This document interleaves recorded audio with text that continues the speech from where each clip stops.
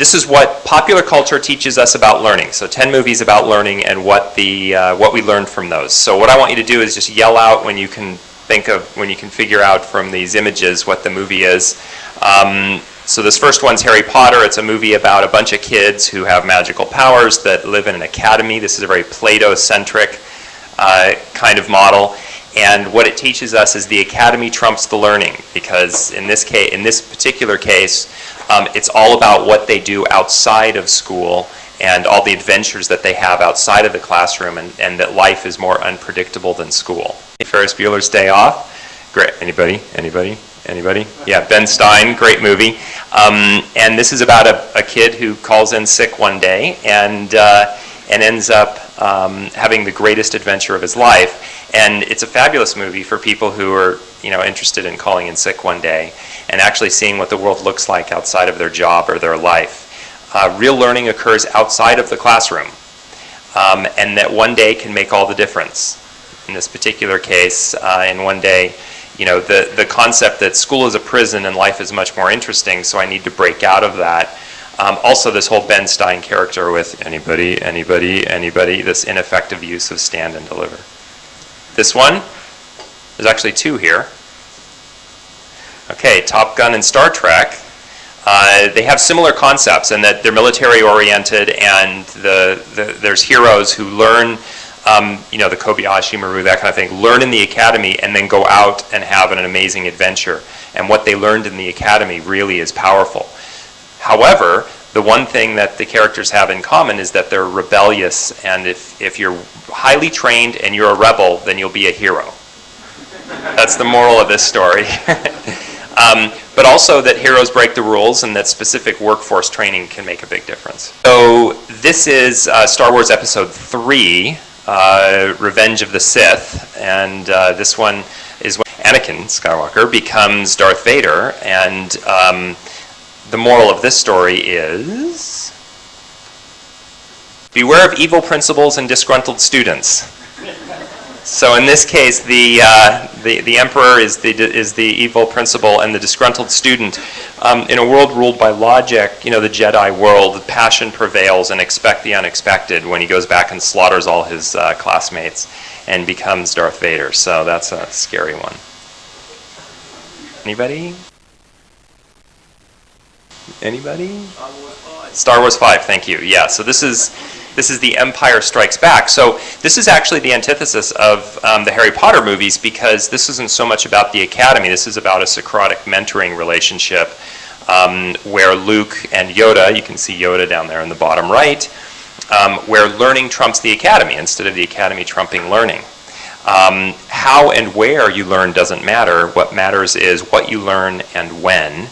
Knowledge is power. Of course, this morning we realized that wasn't true, but that from a Socratic perspective, the relationship between Luke and Yoda was really powerful. Fast Times at Ridgemont High. All right, anybody? I mean, come on, am I the only one who loves Spicoli? Okay, this is the ultimate kind of animal. This is a kind of a next generation Animal House. All high school students are hooligans. That's what we learned from this movie. And that school is a rite of passage. It wasn't at all about what you learned, it was about what you learned out of the classroom, and that, the high school forms our character. I guess you'd call it secondary school maybe here, but experiences mold you, and your high school credential is useless. Any idea? School of Rock, thank you. See, I'm getting a little participation going here, for better participation. School of Rock, great movie about a derelict rock star who takes a group of kids and gets them to teach each other from an experiential perspective, and he shifts the responsibility of learning away from himself and more towards the students, and all about apply. Basically, the whole movie's about taking these kids and putting on a rock show. And it's really powerful and interesting to see what happens amongst the kids and the learning that occurs there. So, great movie. A little bit older. Dead Poets Society, a classic. Yeah, this is a really good one. Robin Williams and a particular group and helping them grow holistically and overcoming tragedy and and teaching a group of guys who really didn't want anything to do with what he was teaching them, the meaning of friendship, the meaning of learning, the meaning of power. So this is a very Socratic thing as well. And holistically, teaching the entire person, not just the mind, I think was a very important lesson that was learned in this movie. So go rent it if you haven't seen it in 10 years. Yeah, this is a good one. 300? Yeah? Okay, so people are thinking school movie, learning movie? Hello, what's going on here? This is a movie about following the life of a general from when he's 3 years old to the point at which the Spartans take 300 warriors and beat 10,000 Persians. And it's all about lifelong learning empowers you, right?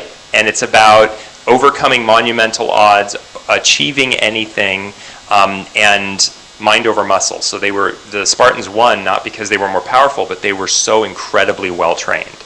Now, to kill people, I mean, not a noble thing, but back in that day, powerful. And then, of course, oh yes, just in time, experiential learning will save the world. That's exactly what we learned in that movie.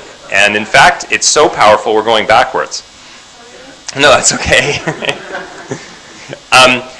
So I think 10 more seconds. So if any... Oh, 10 extra seconds. Wow, you're so sweet. So if any of you saw the plenary this morning, this was all about Trinity and Neo and how they use this kind of experiential technology to learn very quickly, very important, critical, just-in-time information, learning at the moment of need, task-based, context-sensitive. This is the kind of the moral of the whole story. School is all around us. You never graduate. And I am done. Pecha Kucha wing. Thank you so much. David James Clarke the Fourth.